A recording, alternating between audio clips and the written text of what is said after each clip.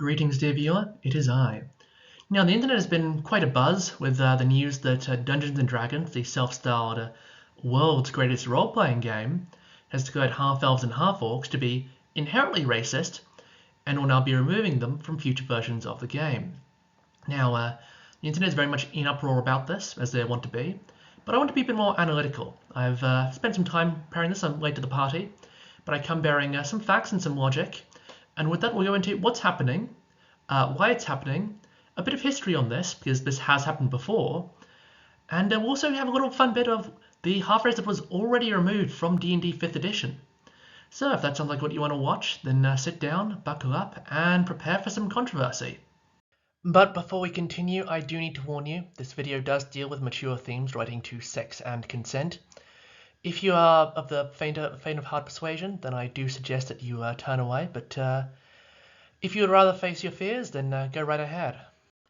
Okay, so what on earth just happened?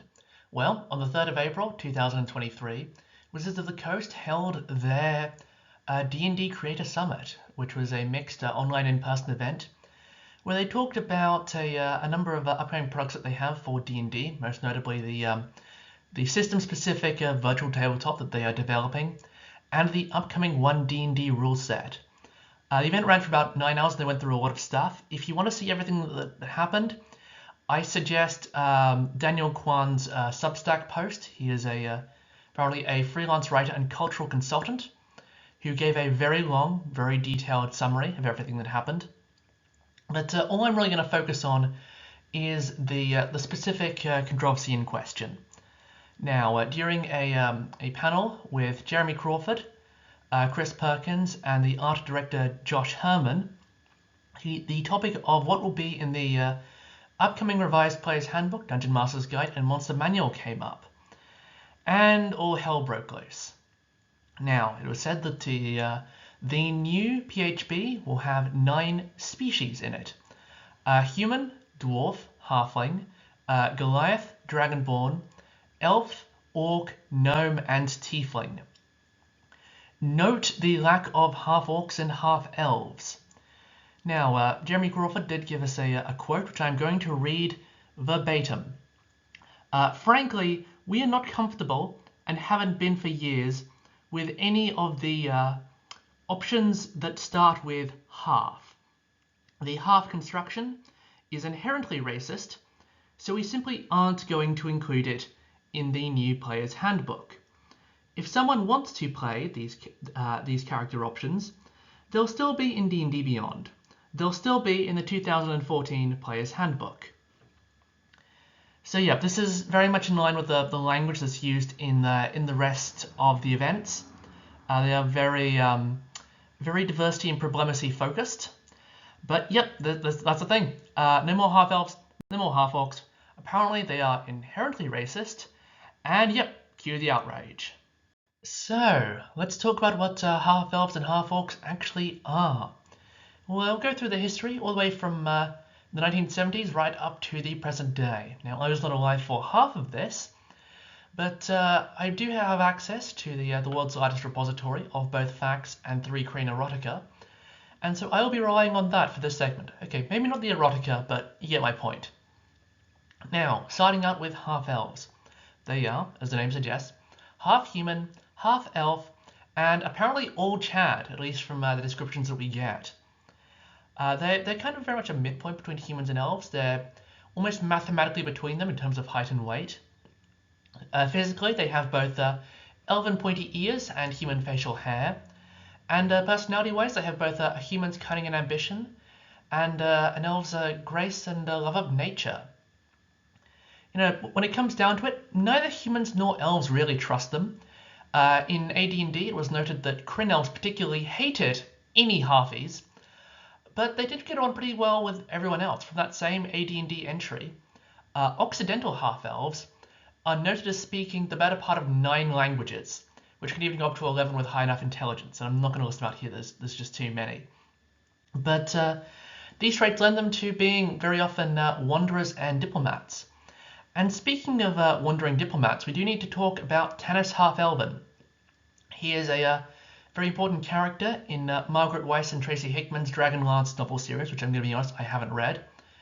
But he is the party leader in that, not because he is a ranger, is the strongest or the best shot, but because he's a good diplomat. He knows how to align people's interests and to get people working as a team.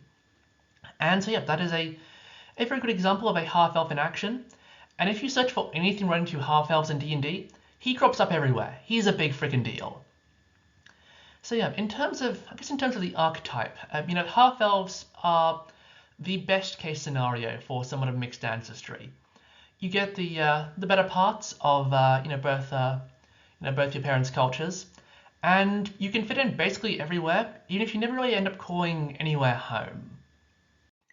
Okay, now half-orcs. This is where things get spicy. Now, they were introduced along with half-elves in the Monster Manual and Player's Handbook for AD&D in 77 and 78 respectively, but then their paths diverge. You see, half-orcs weren't in the 2nd edition Monster Manual. They were censored out of it because of the Satanic Panic, along with assassins and demons and devils, which had to be renamed to, it was like Batorians and Teneri or something. It's beside the point. But anyway, this has led to the belief in the community that there were no half-orcs in 2nd edition, which actually isn't true. The Monstrous Compendium supplement had NPC stats for half-orcs, as well as full rules for having them as player characters. So they were in there, they were just buried deep. Now, 3rd edition very much dispensed with the political correctness and censorship of 2E, and so half-orcs were back in the Player's Handbook. In 4th edition, they were in the Player's Handbook 2. Yes, 4E had multiple Player's Handbooks, and no, we don't have time to explain them. Then finally in 5E, half-orcs were just, in the 2014 Player's Handbook. Now, when it comes to what a half-orc is, they are the child of a human and an orc. Now, how was that half-orc baby made? AD&D never actually says how half-orcs are conceived, but it strongly implies it. Now, 2nd edition doesn't really give any explanation either, because again they were buried, and in 3rd edition there's not much more elaboration beyond that. 4E has a few explanations that are intriguing but also kind of wacky, and then we come to 5th edition. Now in 5E, the official party line on half-orcs was that sometimes humans and orcs will join together to defeat a common foe, and when they do, they will secure their alliances with marriage. Marriage, yes, marriage. That to be fair, it does give the veneer of consensuality to human-orc sex, but I doubt that would hold up in Baldur's Gate family court. Now, I should note, quite importantly, that the Viking method of conception for half-orcs is probably what got half-orcs kicked out of the 2E Player's Handbook. But even then, I don't think that the 5E method is particularly satisfactory, and I've never actually seen it used. Every half-orc character that I've seen has either had their conception just hand-waved, or some subtle nod to, as I said, the Viking method. Now, in terms of half-orc appearance, there has been some evolution in how they're described. Almost every edition has had them be hulking ugly and very orcish, but AD&D went a step further. It stated that only 10% of half-orcs passed as human. Now, it does also note that player characters are in this superior 10%. No, that's not my word, that's the book's words. Yeah, AD&D was rather less PC, shall we say. Now, beyond that, more modern editions tend to just say, they're big, but not as big as an orc. They're grey-skinned with pronounced teeth and maybe even some small tusks. In terms of personality, they have very much orc aggression, but not as much, and human cunning, but not as much. What this means is that they are often too aggressive to fit in well with human society, but not aggressive enough to fit in with orcs. And unlike half-elves, nobody else wants them. Although there is an interesting exception for some orc tribes have realized that half-orcs, with that extra bit of human intelligence, actually make pretty good leaders, and that's the one place in the world that half-orcs seem to have. 4E had actually one of the methods was hobgoblins breeding half-orc armies that would be fairly aggressive but also easier to control than orcs. But yeah, there's not much in your future as a half-orc. Beyond that in personality, 5e notes that half-orcs are very emotional, very much a roller coaster. Insults for them sting like acid, while feasting and drinking releases an ecstasy like no other. Which, I mean, geez, not only are you marrying an utterly hideous orc to seal an alliance, they're also a very up and down alcoholic. Good God, please, somebody call the Baldur's Gate family court. I think they are needed. But yeah, at least half-orcs apparently don't live as long as humans, so maybe you'll outlast them. But yeah, in terms of archetypes, if half-elves are the best case scenario, then half-orcs are the worst case scenario. While they get some of the good traits from their parents, they don't really fit in with either culture, and they don't really have much of a place in the world. If half-elves are the cosmopolitan giga-chads, then half-orcs are the virgin outsiders, and yep, they probably do have the claim to be the most oppressed race in D&D, if that's a competition.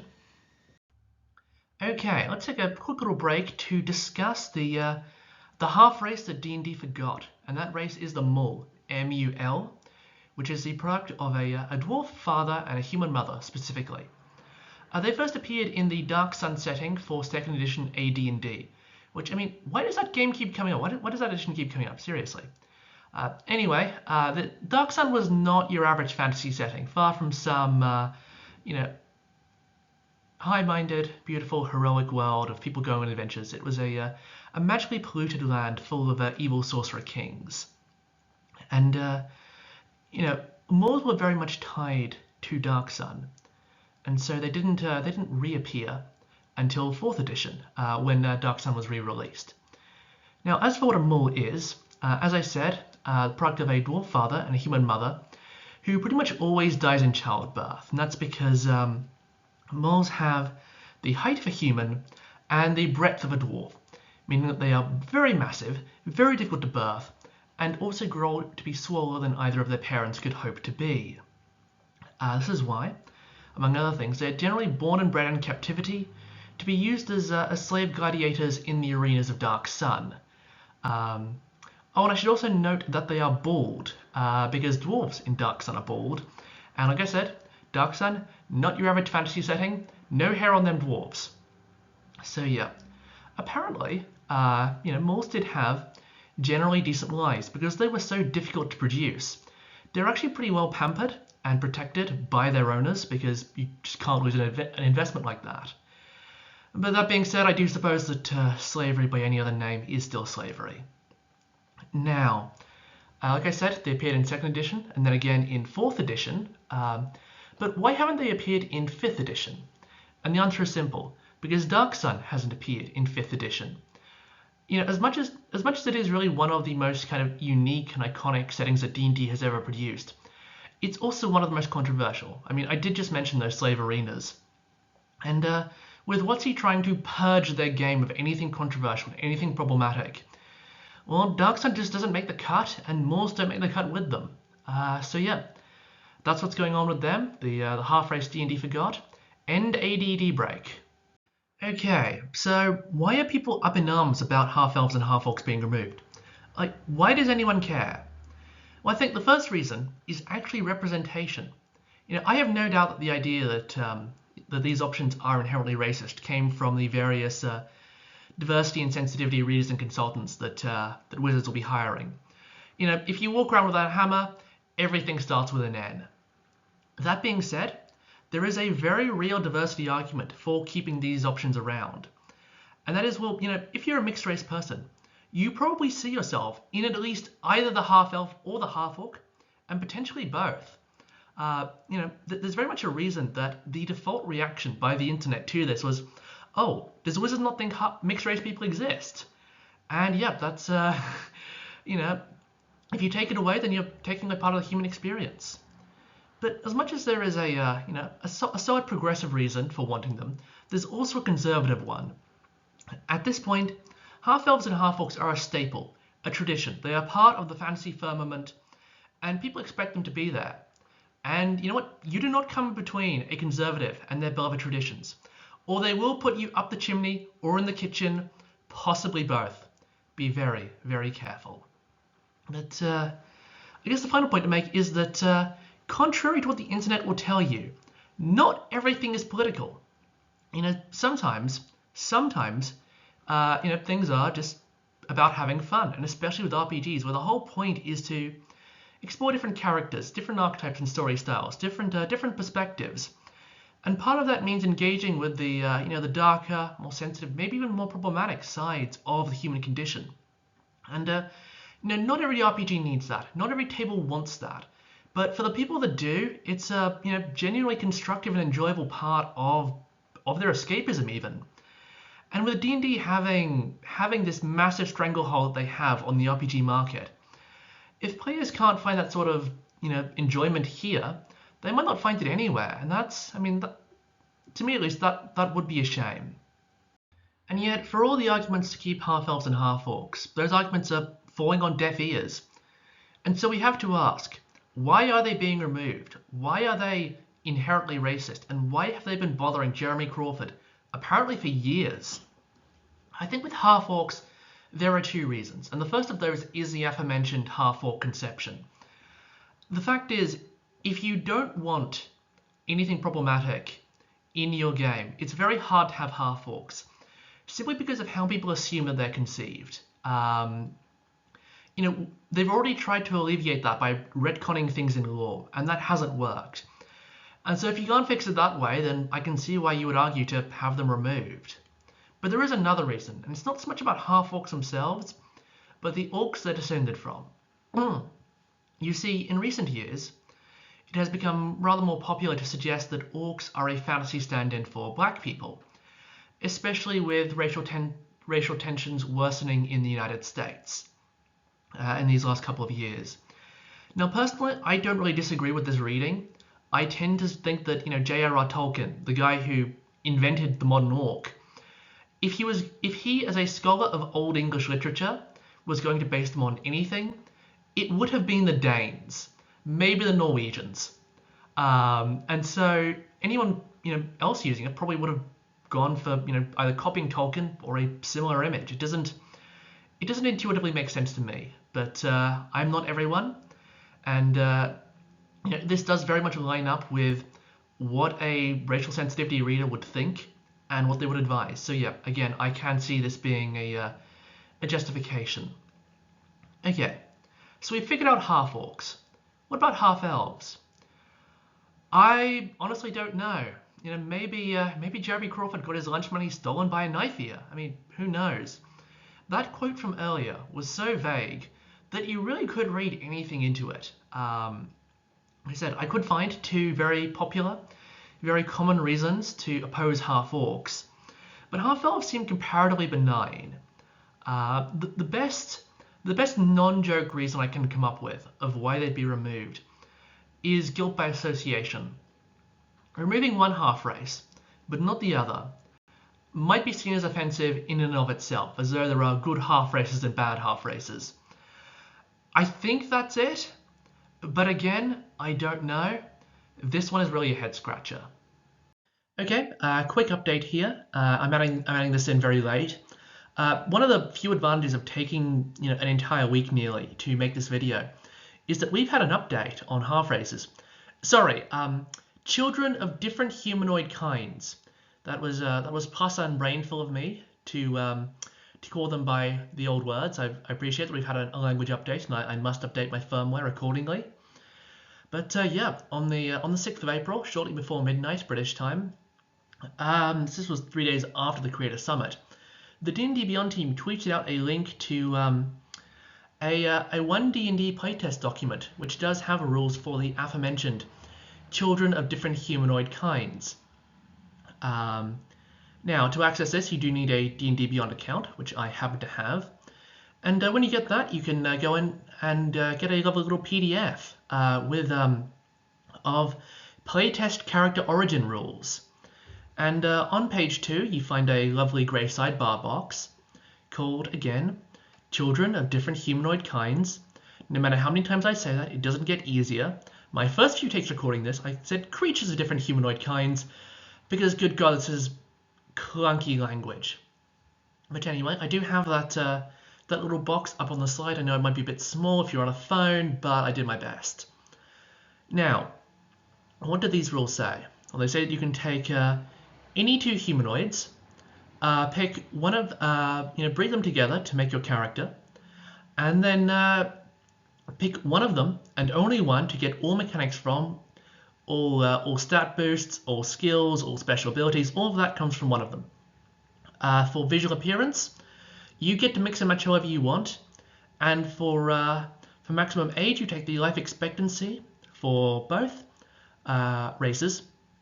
Yep, they say races in this one, even though I know that they are switching to species. I guess that language update hadn't happened quite yet. But you take these 2, average the max lifespans, and that is the max lifespan for this child of different humanoid kinds.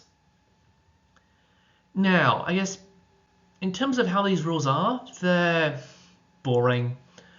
It's 3 paragraphs in a grey box, and they don't really inspire much creativity in me. The fact that you have to take all of the game mechanics from one race does make things very balanced and very simple. It also means that this is a purely cosmetic thing that you're doing. Maximum age almost never comes up in play.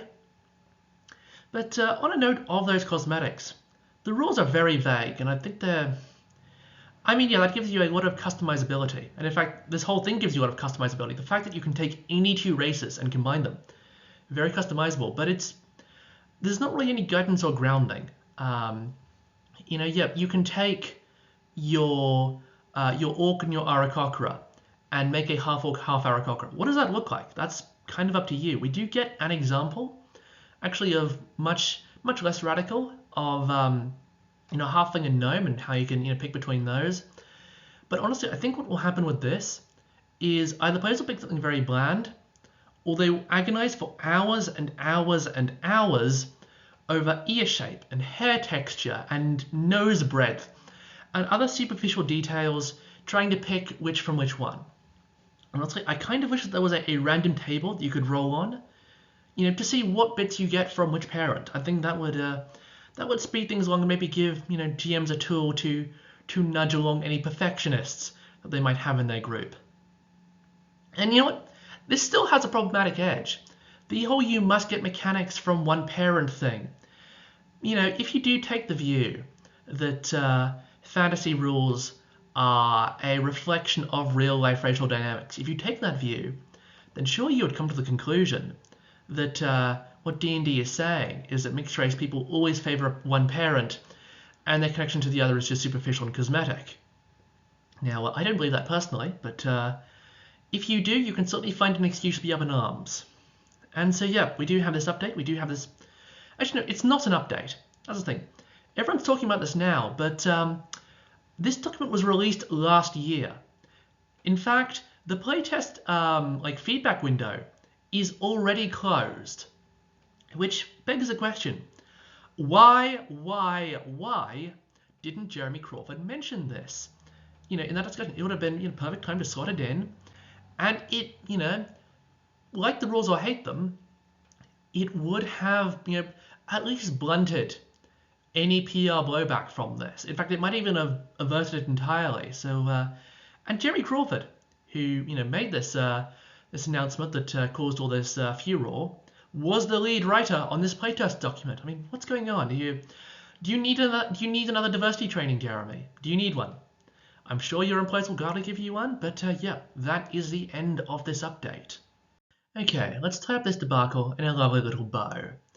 Now, I think what's going on here is that we're kind of going through almost a second satanic panic, a problematic panic, if you will. And I'd go a step further as to say that half-orcs might be the barometer for the liberality of our culture. As soon as we go more liberal, as soon as we start censoring, half-orcs can be first down the memory hole.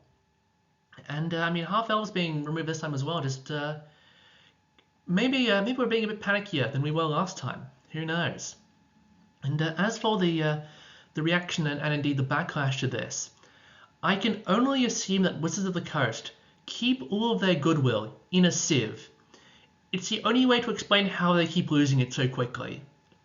At this point, they have annoyed the online left and the online right, and so now everybody hates them, nobody supports them, and everything that they do will be interpreted in the worst possible light. And yeah, this will probably keep on going for some time now until they actually find a successful way to rehabilitate their image, or until everything goes to hell. But I think D&D is big enough to survive for some time, I think. As for the playing of half-elves and half-orcs themselves, I think this will continue. Whether it be through this new Children of Different Humanoid Kinds rule, or through the fact that the old rules will still be compatible with the upcoming PHB, DMG, and Monster Manual. And even if they weren't, I suspect that half-elves and half-orcs are popular enough to probably be some of the most homebrewed, species in future rules of D&D. And we might even see, monstrous compendium style, them reappearing in a supplement, just tucked away where the mobs are less likely to notice. And then as a final note, what will we be doing in my own group? Well, as it happens, we don't have any half-orcs, but we do have 2 half-elves and a part dragon, part devil thingamajig. It's complicated. Now, obviously this is a very serious, very important issue, and so I have made it clear to all of them that they're all very problematic and that they must all be sent to the WotC Diversity Fun Camp. But don't worry, work shall set them free. I mean, jokes aside, I don't care too much about this whole thing. I will keep playing D&D with my current group, with the books that I've already bought, right up until we finish this campaign, which means way close to the end, but I've been saying way close to the end for 3 months now, so honestly, who knows? But yeah, once we do finally finish, that'll be it for us with D&D. We will move on to something less controversial, and anything Wizard makes can just go bye-bye in my book. And it's a wrap. Thank you all very much for watching. I hope you enjoyed this video. I have a very long list of sources in the description. Please check it. And yeah, if you enjoyed this video, please leave a like and a subscribe. It helps my ego. I mean, the channel, definitely the channel. Cyberpunk video is progressing, nearly 2 hours done, but I think I want to do some reworks on some of the bits. Next, kind of shorter video should be out start of May, unless the internet erupts with stupidity again. But yep, speaking of that, if you enjoy this, this style of light-hearted but analytical, pop culture analysis, then please let me know. Like I said, please like, please comment, and leave your thoughts. And yeah, with all that done, once again, thank you for watching, and until I see you next, farewell.